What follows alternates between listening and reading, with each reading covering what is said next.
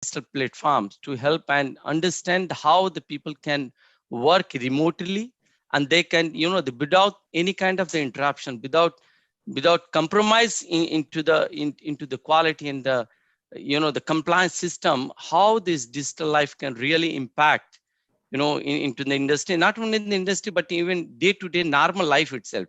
So probably this talk would be really give a lot of information to the audience today. And it's my pleasure, to give an introduction to Mr. The KK Bhagchandani, and in short, people used to call him as the KKB. So let me give a brief about the Mr. KK Bhagchandani, and probably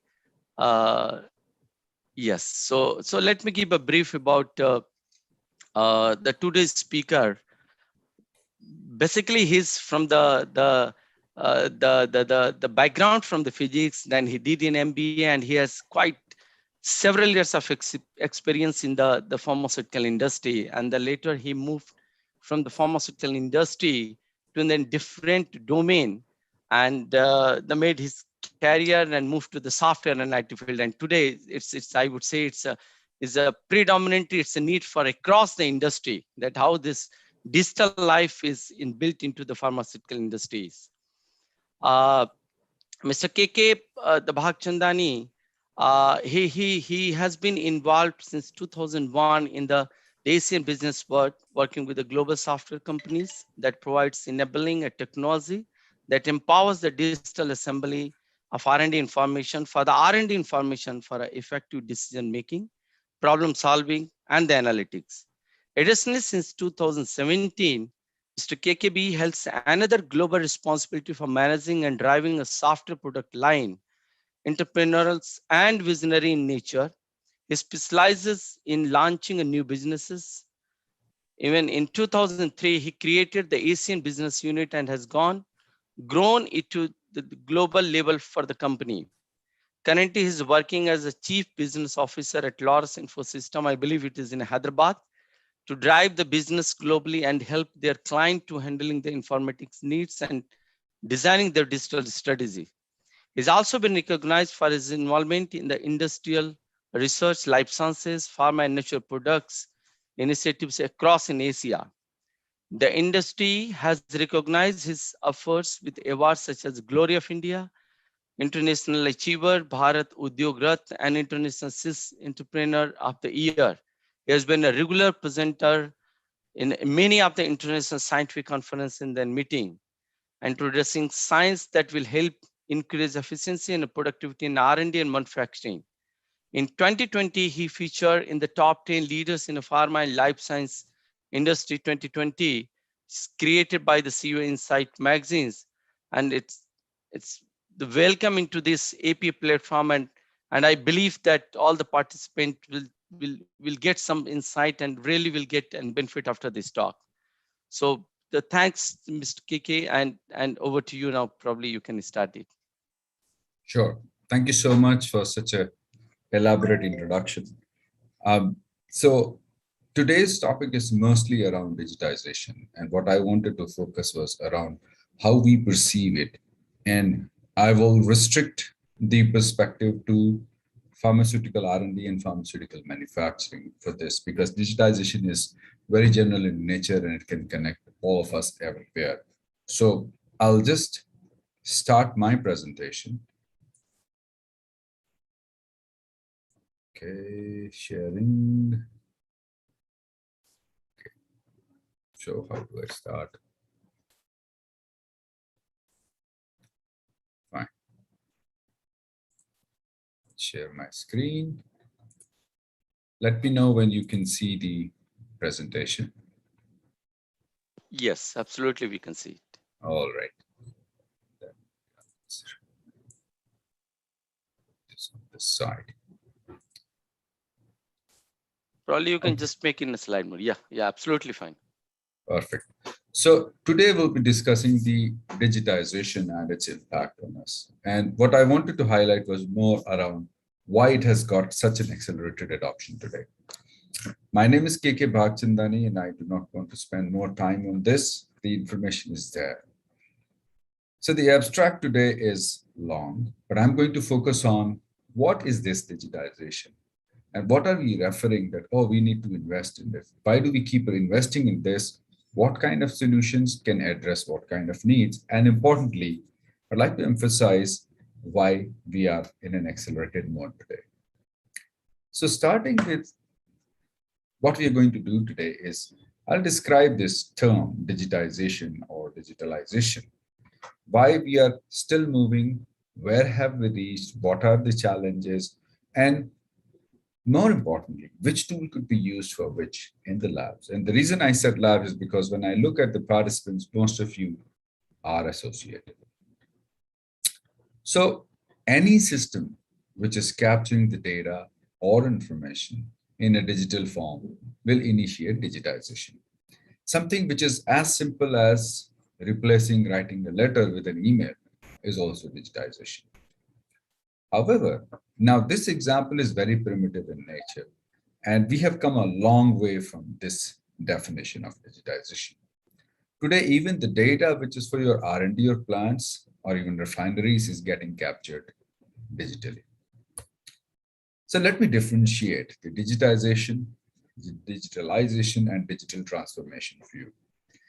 Any data, anything which can be converted into digital format from an analog format, this is called digitization. However, the process of considering how the best use or application of this can be done for a specific scenario, that's called digitalization. And going further, this process of devising a business application which can work with you, which can understand the processes, which can understand the workflow, will be digital transformation. And there are several tools which I'll be talking about in my presentation, which are helping you become digitally transformed. Now, before I go, this is my favorite slide, and that is that we always mix these data, information, knowledge, and wisdom. When you take the data and attach a meaning to this, it becomes information.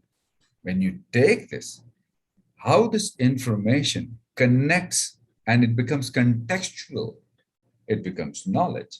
And when you are able to use this knowledge and apply it somewhere, that becomes the wisdom. And you will notice here that from the past, when we only had data management tools, which are only assimilating the data, today we have artificial intelligence, which is kind of utilizing intellect or knowledge to solve the problem. And hence, any application which you look at, you have to perceive where in this digitization do they fit in. Now, how are we placed today? Just a second.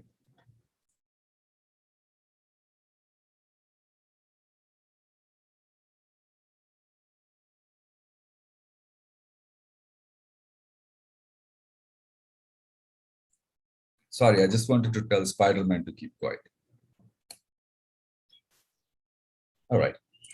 So today we have several systems. I think you would have heard of electronic lab notebook. This is helping you digitize what all researchers do in the lab. You would have also heard of laboratory information management system. Now, this is digitizing the instruments or the data which gets generated from them. Maybe there are some people who for the first time could differentiate between the two. And I have taken this as an example to differentiate further and elaborate, because I've heard that the people mix between these two. Then we have an archival or a scientific data management system, which just puts all the heterogeneous data in one place. We have unified laboratory intelligence, and this is a system which I used to work with in my previous organization, which was homogenizing all the instrument data in one place, in one format, so it is shareable with people who do not have instrument or associated software. We also today have manufacturing execution system. This is digitizing all the work which is done by workers during the manufacturing of pharmaceutical products. Now, there are different enabling technologies which are also enhancing the efficiency and outcome of these systems, such as cloud technologies, hosting it on cloud, running it from cloud, storing it on the cloud, machine learning, things which are done repeatedly by a system to pick a trend from this and extrapolate what it could be. Artificial intelligence, something which is utilizing all these different disconnected systems and making sense out of it to give you wisdom of what should we do next, what we should expect to happen, and things like that. And I'm sure you would have already started seeing effect of this artificial intelligence into several tools. Then a very important piece is Internet of Things. Now, let's say, for example, you're not even in the office. What is happening there? There are sensors which are connected to the internet, and therefore we call Internet of Things. Now, this is a network of these sensors which keep sending you information. I'll give an example. There are applications today that when you start from the office, from your phone itself, you can turn the car on and its air conditioning on, so that by the time you get to the car is comfortable.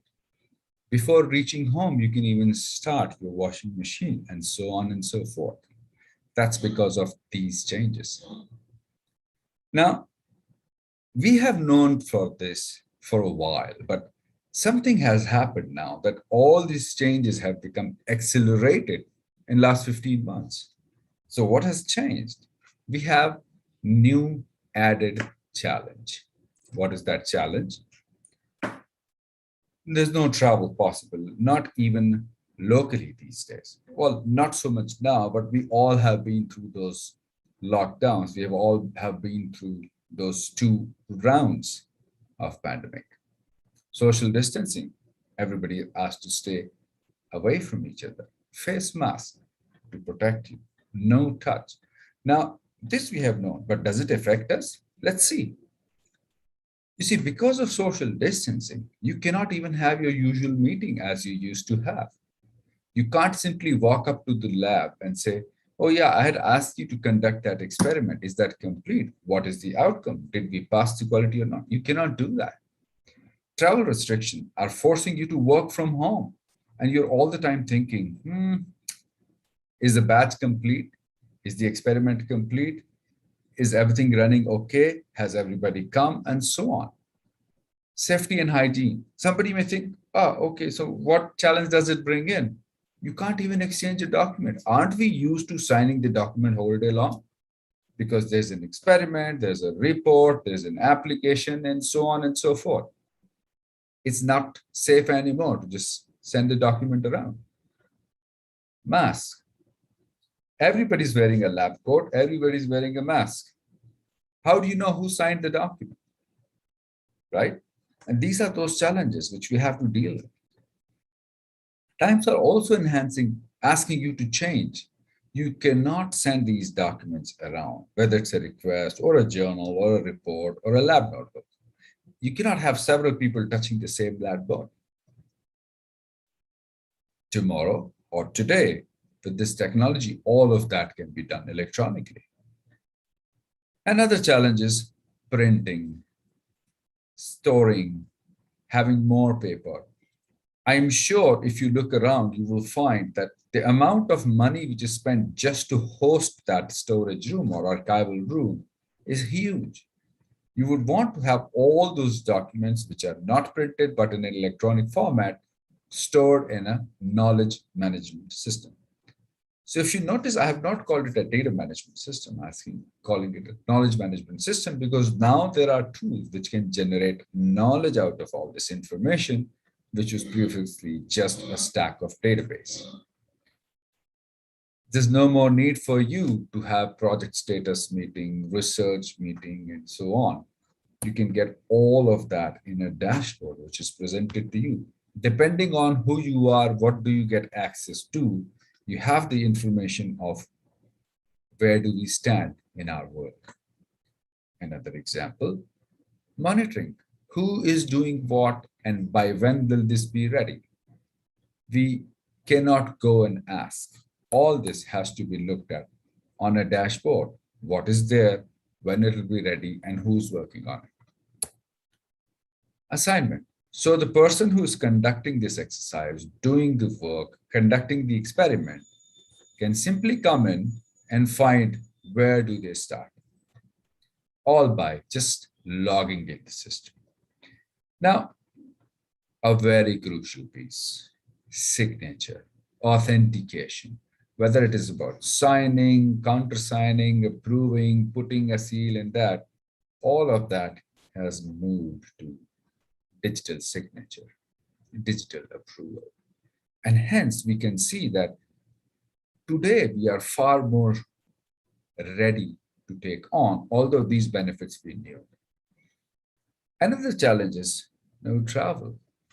You can see FD wants to do the audit, they cannot travel. EMA wants to do the audit, they can't travel. You have your internal auditor sitting somewhere in the United States. So they're all collaborating like this. Many of us are working from home. They're logging into the system which has been hosted on a cloud, and we are speaking to everyone jointly every day. Now, this wasn't that possible if we had not adopted the technology. And therefore, some of the companies which did not had that issue. I was speaking to a very senior person at Novartis, and he mentioned that it took them 1 day to move from working in the office to working from home. And that was because of the readiness. And therefore, other companies also started following and said, okay, let's take this technology in because we cannot stop the work. The business has to go on. Then addressing the challenges with technology was possible because now you could access your application, your data, your dashboard from a PC, a laptop, a tablet, or even a mobile. Imagine that, and I know some instances where there was water logging in the office so that they had to shut down the server. Or let's say if there was a casualty, wouldn't you want to very quickly switch over to something else and not realizing that that data which was stored was lost? And that is possible today very quickly with cloud technology, with disaster recovery, with virtual environment, and so on. Also, if we had not connected equipments, we wouldn't be able to do manufacturing sitting away from the unit. Also, I'm sure today you can see that people are doing audits even remotely. And all this has happened now. Why? Because we are forced to do things differently.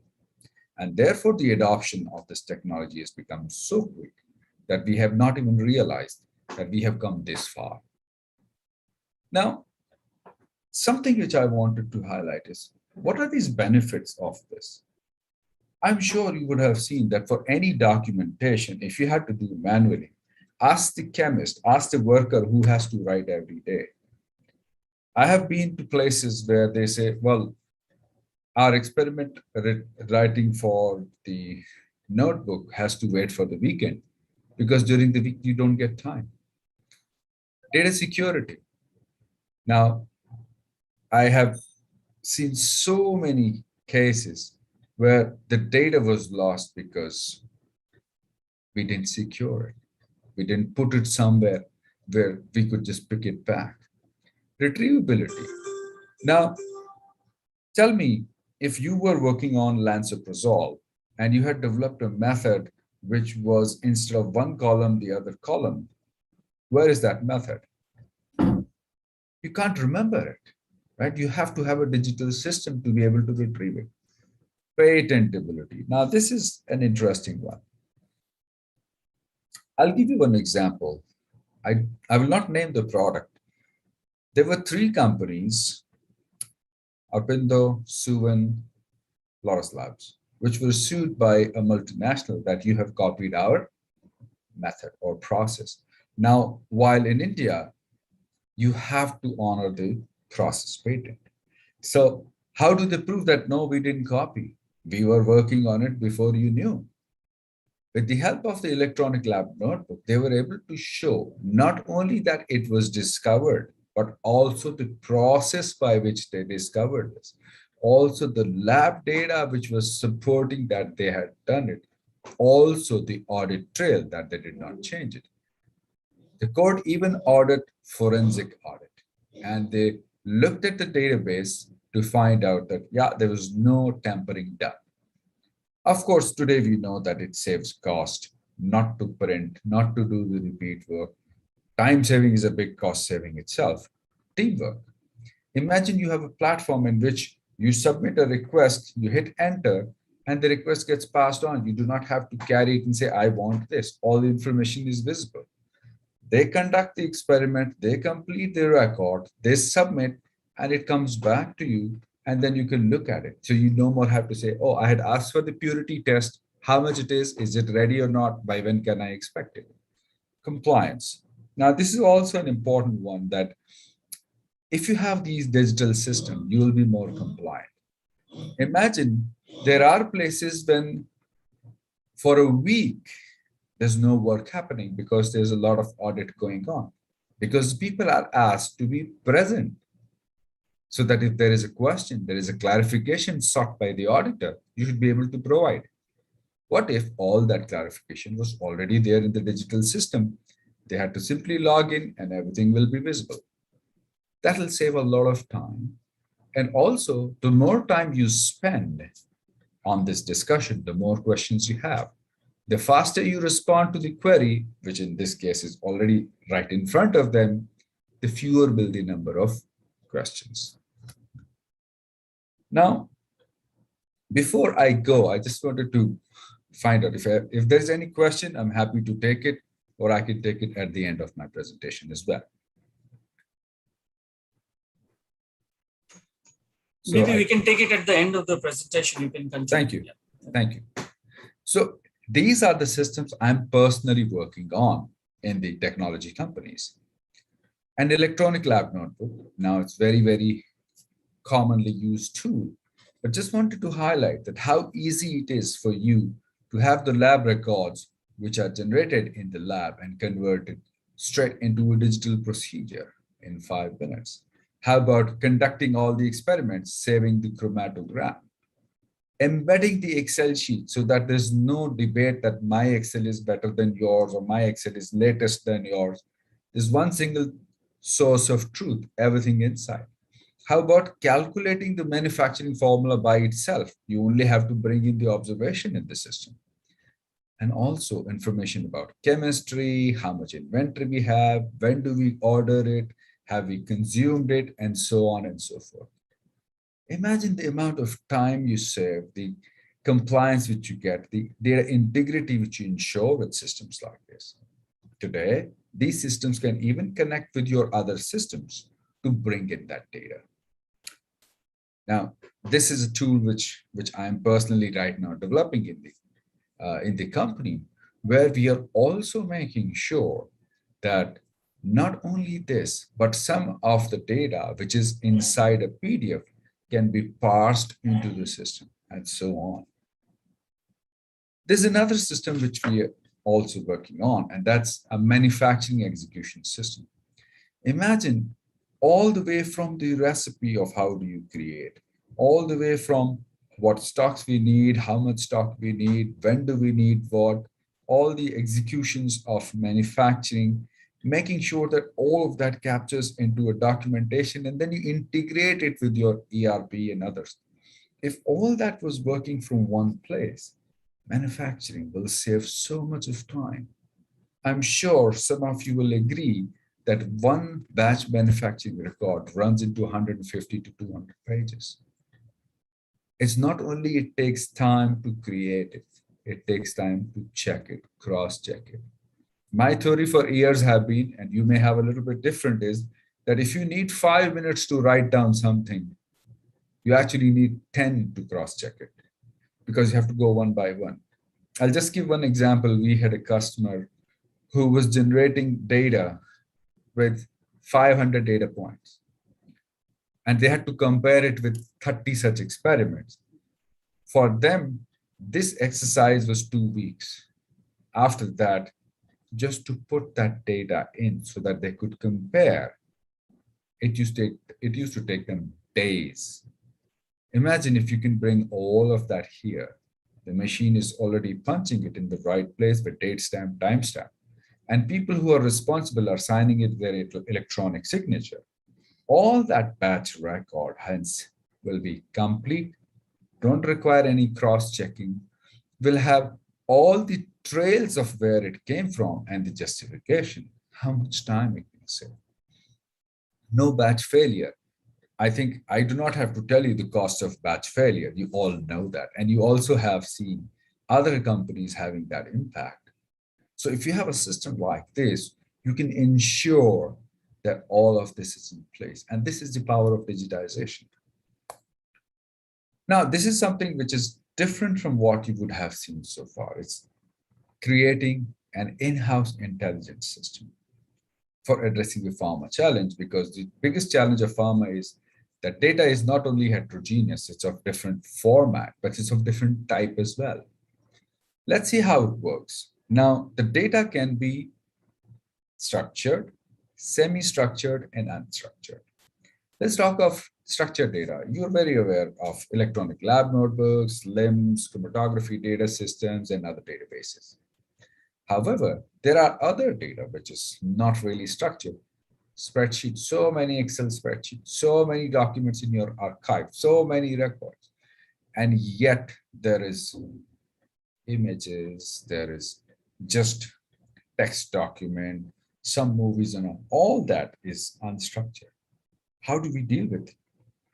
I'm sure you know that within your organization, all three exist. If there was a system which could ingest all of that, transform it, categorize it, attach a metadata. So for some of you may know, but metadata is data about the data of what does it mean. If it can take all of that, put it into a lake and push this lake to a cloud where a data lake can live. After this, you can do some intelligent indexing on the system so that this is retrievable. This is the latest technology, and I'm sure I know one company which is working on it, and I know several companies are working in the background, and I'm working with them to see how we can enable this. Because we have to understand that when you have so many different types of data, you cannot normalize them. You would have to come up with a more intelligent way of bringing them together, indexing it, and then retrieving it. And therefore, data lake, and I think some of you would have heard, is the future instead of a database. Now, once the data lake has been created, when we have assimilated all of that, then we apply business rule, understand what we want to know, apply neural networks so it can establish a logic of connecting the two different disconnected pieces of data, utilize artificial intelligence, and then bring all of that on your fingertip, whether it is about should we go with this, should we go with that, or about when I look at it, I think we have 45 batches running, 33 are almost complete, 2 are getting packed, 3 we have just started.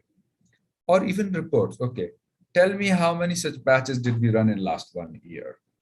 Or a matrix of which of these instruments is slowing us down. Or even among our people, he is the person who does maximum number of experiments. He is the person who is not so much. Even business intelligence, that last 1 year we have done business of this much, and so on and so forth. And that is something which is the future. Now, for the last 5 minutes, I would want to cover a common question which I have come across. Which one should we buy? Which one is better? And most common one is, should we go with ELN? Should we go with LIMS? Let me tell you that we are trying to compare apple to oranges. And here's why. When we look at the objective of these two systems, ELN was for research lab, LIMS is for quality labs. ELN is for facilitating exploration, it's exploratory in nature.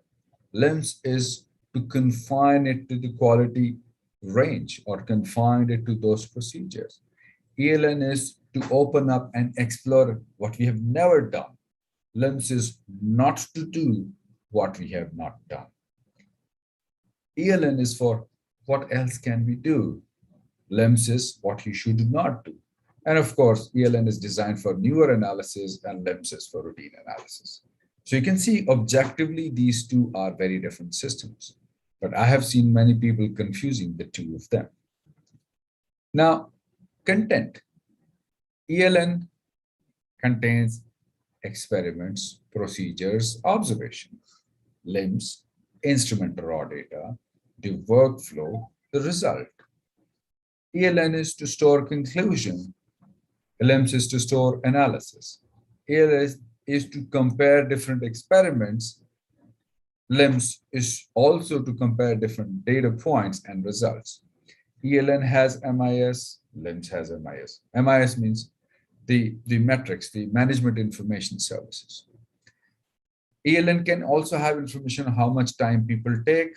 LIMS will have information of how much time does the method take. You can drop a project in ELN and say, yeah, it is not progressing. Let's leave this. It's not going in the right direction. Let's move on to another project. Let's find another project. LIMS, you cannot. Now, also from the application, we see that ELN is for faster record capturing and LIMS is for automated data capturing. ELN is for homogenization using templates. LIMS is for enforcing exact same data capture. ELN is visually different types of data. You have textual data, you have numerical data, you have tabular data, you have chemical structures, whereas for LIMS, it's heterogeneous data type in proprietary format. It could be spectral data, it would be chromatographic data, it could be parameters, readings, temperatures, and. A big differentiation is ELN is a people's collaboration tool. LIMS is a data collaboration tool. Several people can work on one single record from to input into one single location, whereas for LIMS, it is several instruments putting it into one location.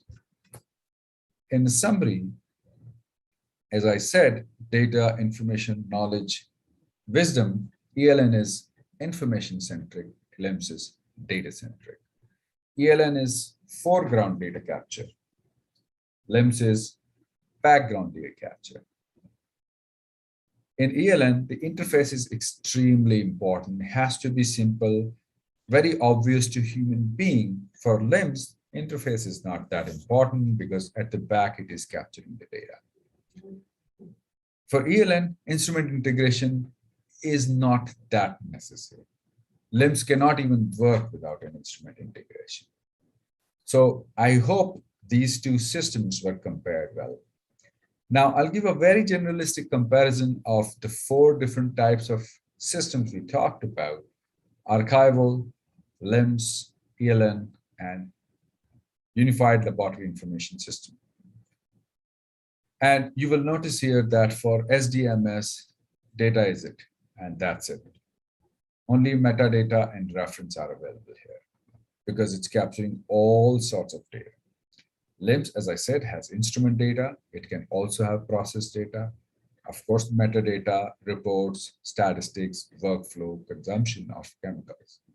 ELN has chemical data, experimental data, procedure, process, readings, even reports which are coming from analytical department.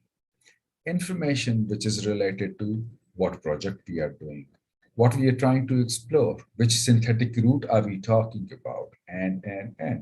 And of course, a workflow of creating a request, getting the data, getting it reviewed, getting it approved, and publishing it.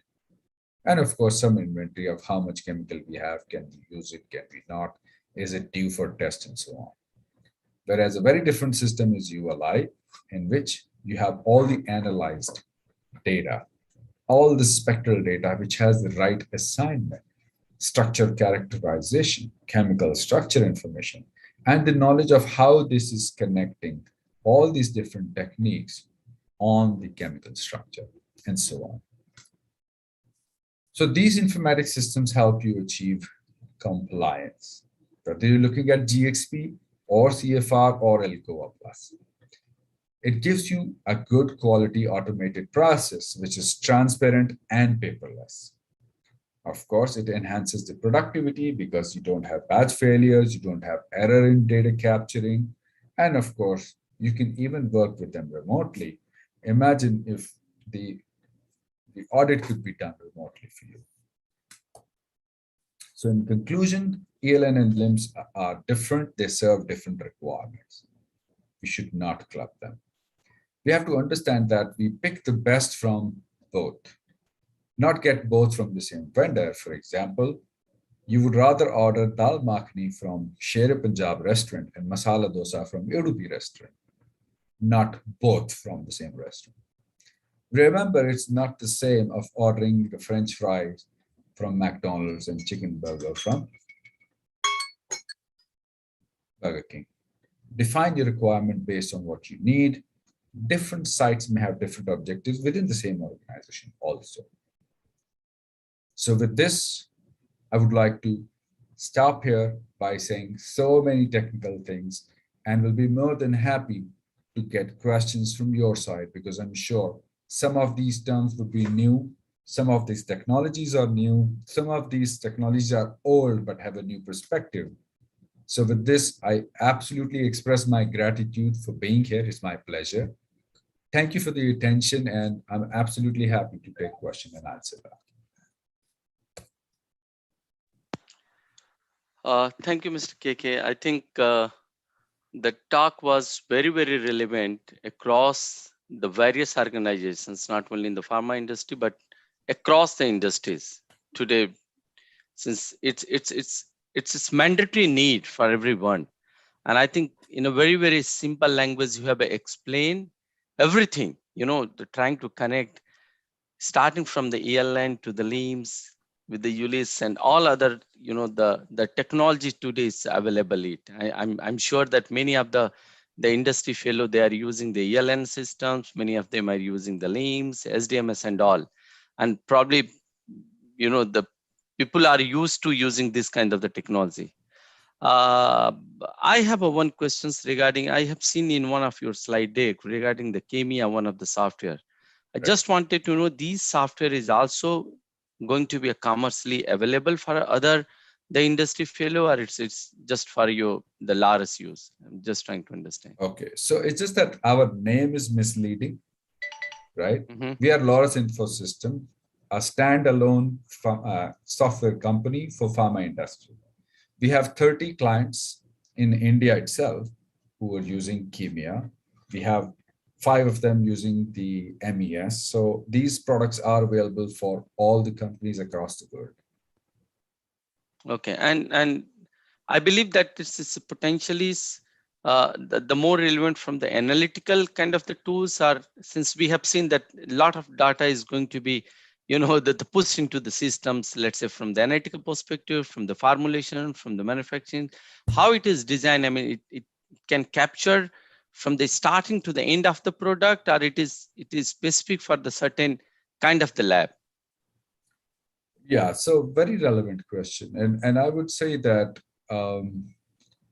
managing all the analytical data is not as straightforward as it appears. Partially because these are very different types of data, right? If you look at the NMR spectrum, right? And if you look at a chromatogram, there's no way you can connect them together, right? Because the NMR spectrum is of one product which has been collected at that retention time of your experiment, whereas the chromatogram is for several retention times, so on and so forth. Not only this, the NMR spectrum which you get from Bruker cannot be clubbed with what you have collected from JOL, and so on and so forth. So What we have done is we have created a system which can capture all the reports, extract that report, put them together. Also, my recommendation is, and this is something which I used to do for years, is to have Spectrus processor, which is given to all the chemists so that they can simply read any kind of data, do their analysis, generate a report, and push it to ELN.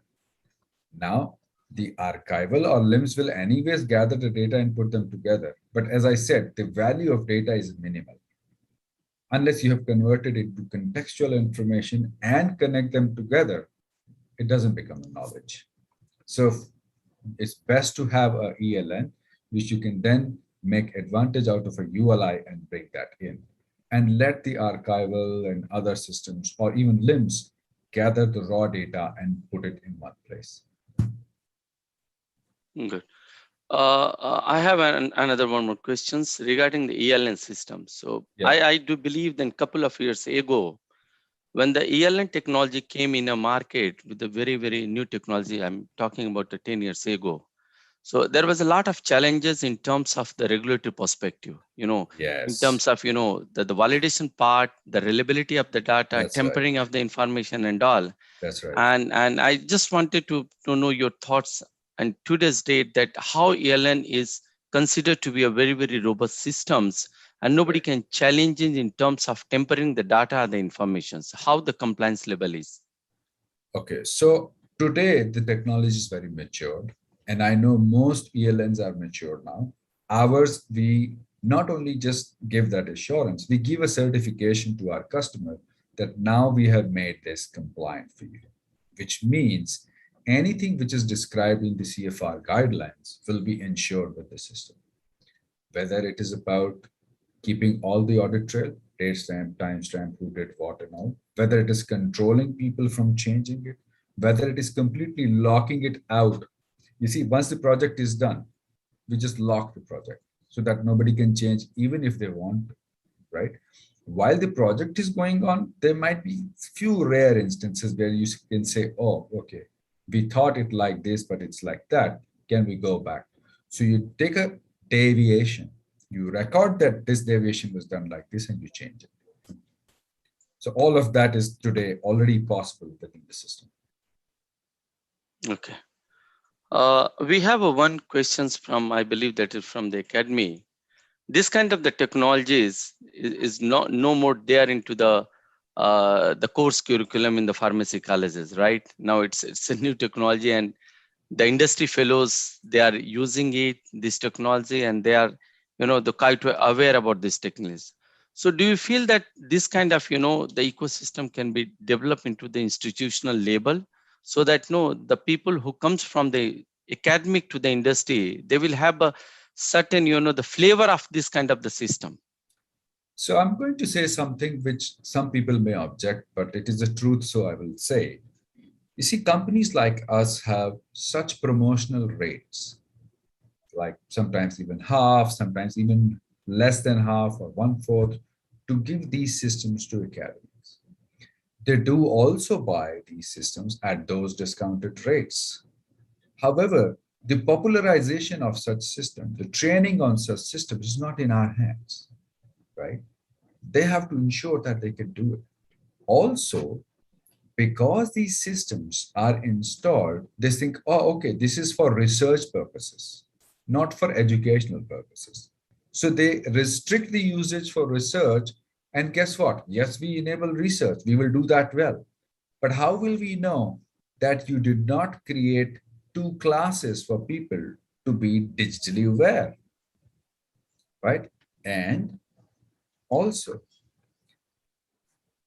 imagine if some people, even at the level where we are right now, can confuse an ELN with the LIMS or a LIMS with the SDMS. Those young people who don't have experience do not stand a chance to understand. And guess what? They go to the industry and they are standing like this, as you say, sir. And I don't like to see that. So both have to take responsibility of adding such systems in academia, training them, and people have to see that this is the life. Imagine You tell me, if today you are hiring a person comes and say, well, I don't know how to use a Zoom meeting or Teams meeting. You say, what? You will not hire. And the reason is very simple. It's a prerequisite nowadays. So my request to Academia is to please implement it. Absolutely. I think there is one more question from one of the panelists saying that in spite of data backup being done in multiple sites, there are scenarios where data is not retrieved. So any suggestions on data backup? And a follow-up question is that some of the data is being stored in vendor server. So how far we can consider them as authenticated? So when the data is stored on vendor server, a lot then depends on the arrangement between the two companies. And that's a one-to-one data. My preference would be to create, as I said, a data lake, which is in your control and hosted on one of the clouds, which is provided maybe by AWS, maybe by Azure or something like that. The advantage of that is that, and I'll say this with a lot of emphasis, is that no matter how strong is your IT, you are only good to manage, let us say, 50 server of yours. So you have only as much experience. These companies which have their own clouds manage thousands of server every day. They have a team dedicated. They have a standardization. They make sure there is no downtime. And because of the infrastructure they use, they can very, very quickly simply just replicate it on another server. If you have to do it, you have to first buy a server. For you to buy a server, even if you have money, it's a 3 months of process which you have to go through in procurement to get a server. Whereas here, you initiate the process in 3 seconds and complete the backup in 2 days or 3 days, depending on how large the backup is. So also, we have to make sure that if you add a little bit on top of just backup, which is not just putting the file there, organizing it properly with the help of a data lake, it's easy to find. Because you just now mentioned that the challenge becomes retrieval. Now, if somebody says, oh, I lost my chromatography data, can I get it? Okay, here it is. It is 300 terabytes of data. What do you do with that data? It's no use. Unless you say, I have an interface which will go and find that when we moved from ofloxacin to levofloxacin, what method changes we did, and can we look at the method which was utilized at that time? Unless you can retrieve, that data is good for nothing. It's as good as that, yes, I know I have stored the password on my hard disk. Unless you go and find the password, there's no point of storing the password. No, I agree. Thank you. And probably one last question we would like to ask you that, like science per se, we can say in last 2 years have evolved a lot.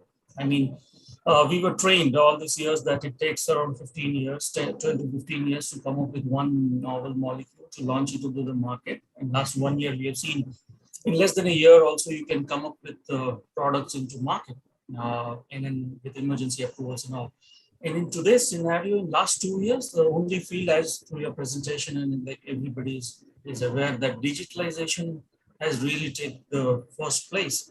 So in today's scenario, data is the power, right? So where do you see the evolution of this data, especially this digital, what do you call, revolution, which has taken place 5 years from now? So where are we going from here? What next? So if you can have your thoughts on that. Because I'm involved in a project like this, I can probably share. The only sentence which needs to be corrected is data is power. It's not true.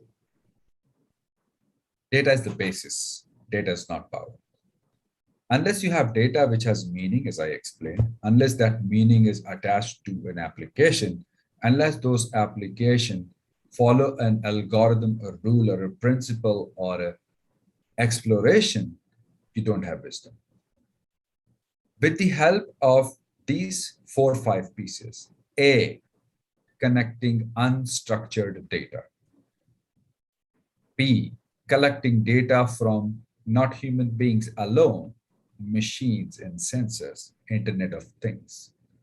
Hosting all of that in one place where they can talk to each other, data lake. Adding on top of it some machine learning and some artificial intelligence, you will have answers.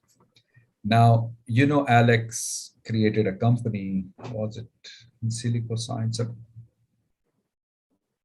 There's one company, and they are working on a molecule which they took like a year or so to go through all of that, right?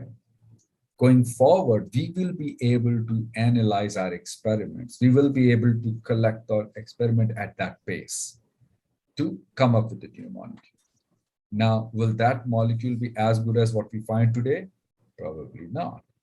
But we will then do clinical trials. How many in silico systems you already use today for ADME, human absorption, distribution, metabolism, excretion, toxicity, genotoxicity, and so on, which are pretty accurate, right? The only thing is that you can use this today, prediction tools, to remove what you don't want to pursue. But the next 5 years, the work is on that how you can include the molecules which have this kind of data sets. And extrapolation. Now, the extrapolation is only possible if you're able to take the data and connect it in different ways, like what human mind does. So once you have that neural network, once you have that artificial intelligence, which is built on top of it, you will be able to even kind of looking at phase 1 and phase 2, already extrapolate phase 3 trials. Will that give a approval to the drug? Today, probably not. But even regulatory authorities are also kind of gearing up to see that they can give some leeway that, okay, we can try it up to this level or so on and so forth. So very soon, and I am personally working, I know people who are working on 4 different companies which are focused on drug discovery using this kind of artificial intelligence. Thank you, Mr. KK Bachandani, for a wonderful talk and a lot of interactive Q&A. I think there's one last question has come up. I think would request Amarnath to take it up. Meanwhile, I would just request Amarnath that let's take it as a last question, and then we can felicitate the speaker as well. Thank you. Over to you, Amarnath.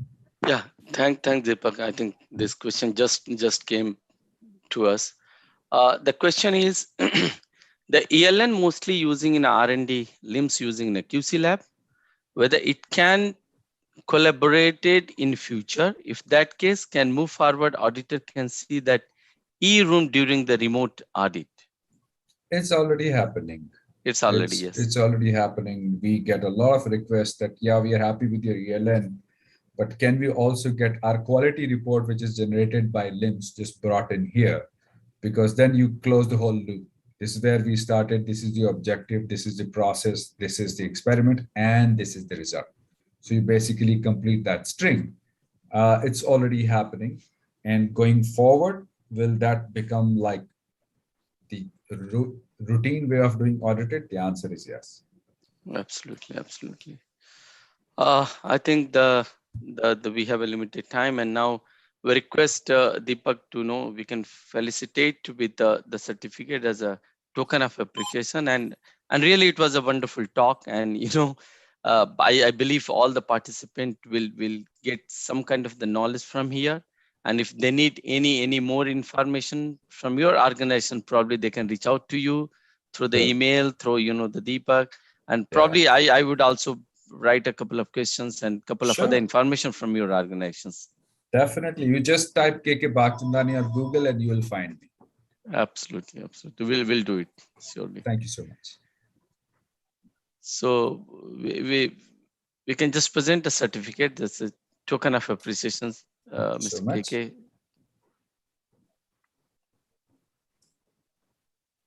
Sure. Just in a moment, maybe. Sure.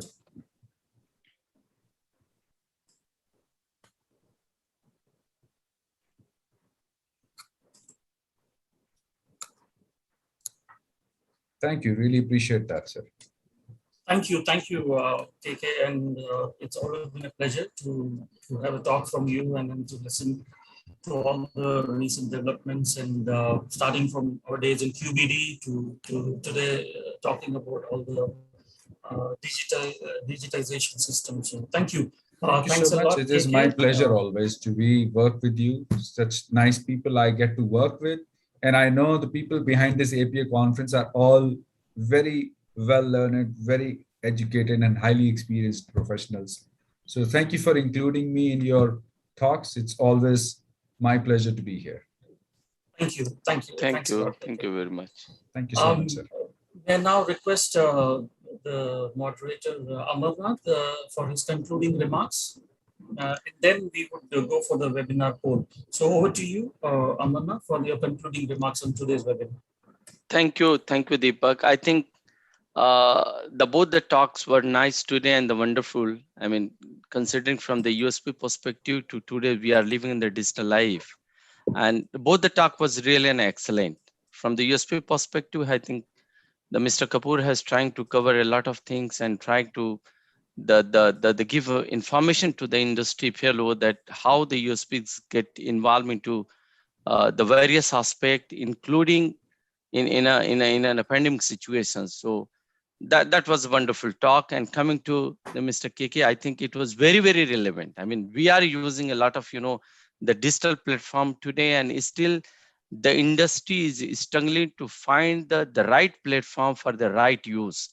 Lot of the companies, they have the lot of the digital platform is, but again it's always a challenging for a people from the industry leadership to find out the right platform for the right use. And looking the current situations in terms of the regulatory inspections, I think moving forward there will be a lot of other technology. Probably Mr. KK can also take into the consideration that how those kind of the audits can be supported through an electronic system.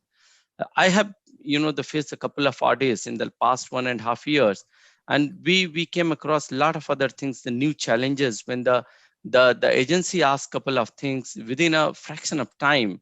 So now the industry should also learn with the new tools and technology which can really enhance their regulatory inspection as well. Because and we know that this is the new normal life is, and this life people have to believe in the next couple of years. The corona is not going away in the next couple of months or so. So this is a new normal life. That is what the Viatris has used this formula, and everybody is living now in this scenario. And we are trying to find out, the lot of the new things we have, the implemented in our organization, and is still, trying to find out a couple of other things which can really helps, the teams to the scientists to without going even the office, how they can maintain the same level of the productivity in the lab by using the newer technology. So I think this talk are really in a very simple language with a lot of the way you have presented. I believe that even in the layman, even in the academies, Ian, they can also, they're able to understand that the overall technology and overall, the way you have presented. It was nice presentations. I think it was a great learning for us today. I think this session was really a very learning opportunity for all the peoples, even for the panelists, even for the other participants. So thank you once again and very much. And probably in a future course of time, maybe Deepak can invite you for some other talks with some other the new technology as well. Thank you very much, Mr. KK, for giving us such a wonderful talk today. Thank you, sir. Thank you. So would like to take this opportunity to thank both the speakers, speaker from USP, Girish Kapoor and KK Bagchandani for both of your talks. Thank you. Thanks a lot. So with that, we come to the end of our webinar. And let me just immediately put on the poll. And on your screen, would request all the participants, you will see a poll would be seen. So please feel free to respond to that, and it will be on for a few more minutes. So there are very basic questions about the webinar. So you just have to submit your response to that. And as we discussed, only those participants, attendees would qualify for a later exercise in the Kindle Prize if they take